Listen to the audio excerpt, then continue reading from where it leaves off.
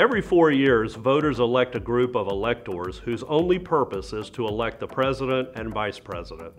This group of electors is known as the Electoral College, but it can be a little complex to understand exactly how it works. I'm here with Natosha to walk us through the process. When voters cast their ballot for President of the United States, they aren't necessarily voting for that person directly. Instead, they are casting a vote for presidential electors, collectively known as the Electoral College. The elector then votes for the same candidate on their behalf.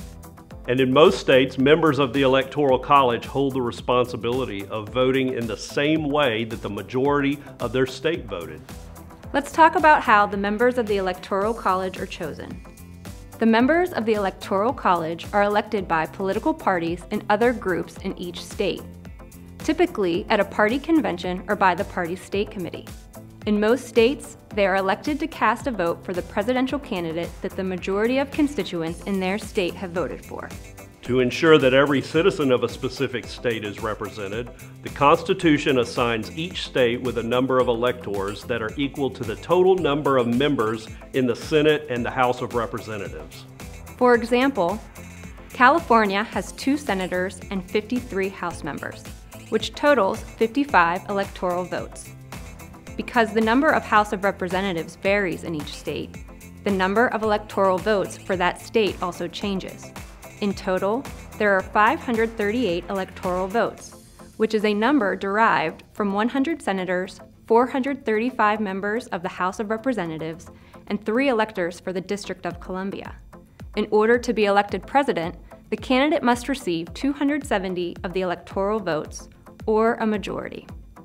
Generally, states award all their Electoral College votes to whoever won the poll of ordinary voters in the state. For example, if a candidate wins 50.1% of the vote in Texas, they are awarded all of the state's 38 electoral votes. Alternatively, a candidate could win by a landslide and still pick up the same number of electoral votes.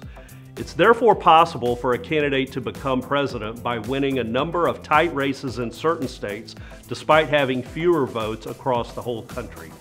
Fact: there are only 2 states, Maine and Nebraska, that divide up their Electoral College votes according to the proportion of votes each candidate receives. Due to the winner-take-all method most states use to determine their presidential electors, presidential candidates usually focus on campaigning in specific swing states rather than trying to win over as many voters as possible across the country. In these battleground states, the vote could swing either way. We hope this has helped explain the Electoral College system. There was a reason the Founding Fathers created the Electoral College. While it might seem unnecessary or complicated, it ensures that every state has a meaningful voice in the electoral process. Make sure you're registered to vote. To register or confirm your voter registration status, visit usa.gov/voter registration.